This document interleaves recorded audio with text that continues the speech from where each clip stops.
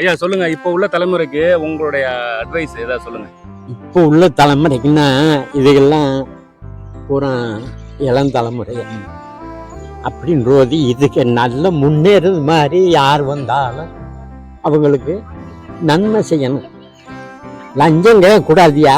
லஞ்சம் இன்னைக்கு ஒரு டிராக்டர் வேலைக்கு போகிறோம்னு வச்சுக்கோங்க, அந்த டிராக்டர் வேலையில் நீ சம்பாதிக்காத காசை விட அவன் கேட்குறான். அது 1 லட்சம் 2 லட்சம் 10 லட்சம் இருந்தால் வா, இல்லைன்னா வராத. 10 லட்சம் இருந்தால் உங்ககிட்ட எதுக்கு வர்றாங்க? உண்மையா பொய்யா? இல்லாதனால தானே நமக்கு அந்த கஷ்டத்தில் இருக்காங்க.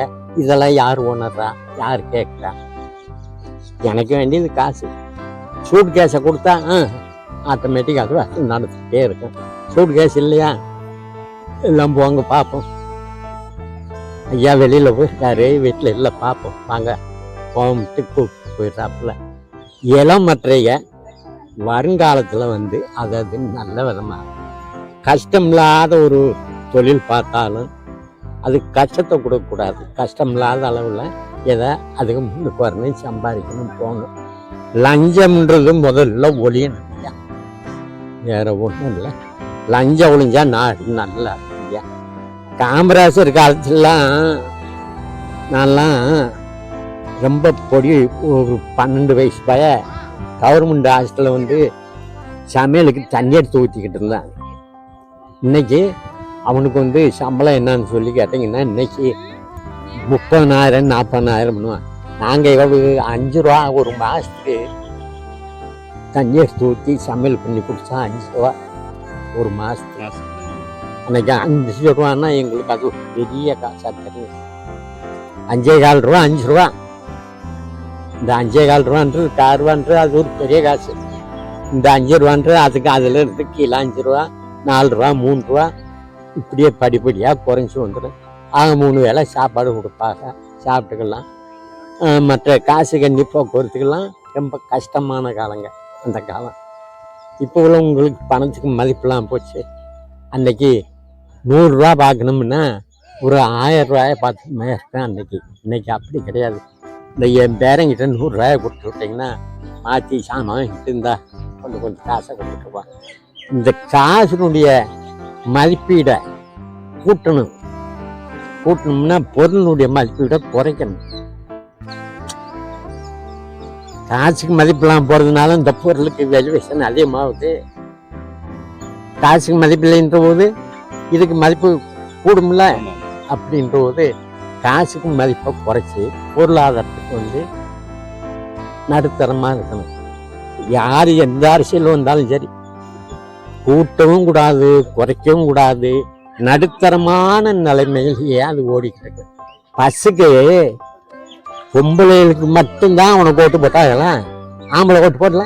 ஆம்பளை ஓட்டு போடுவாங்க இதில் போய் உக்காந்துக்கிட்டு இருக்க. மேலே பாகுபாடு வாமி நீ நடக்கணும். நீ எல்லாத்தையும் பாகுபாடு நடந்ததுன்னா என்ன நீ ஒரு சட்டம் போட்டிருக்கணும்? 60 வயசுக்கு மேல் கொண்ட ஆம்பளையும் பொம்பளையும் எல்லாத்தையும் ஃப்ரீ பஸ்ஸுங்க அது மாதிரி கொடுத்து முன்னாடி தான் சீனியர் சிட்டிசன் கொடுத்துருந்தாங்க, சென்ட்ரல் கவர்மெண்ட்ல கொடுத்துருந்தாங்க. இல்லையா அது இப்போ கிடையாதா சீனியர் சிட்டிசன்? பொம்பளையாளுங்க அது இன்னொன்று எங்கள் ஞாபகம் ஏறுனா அந்த அம்மா ஒரு இடத்துல இறங்கணும்னு அவங்க கொண்டு போய் ஒரு இடத்துல இறங்கி போயிடுறாங்க.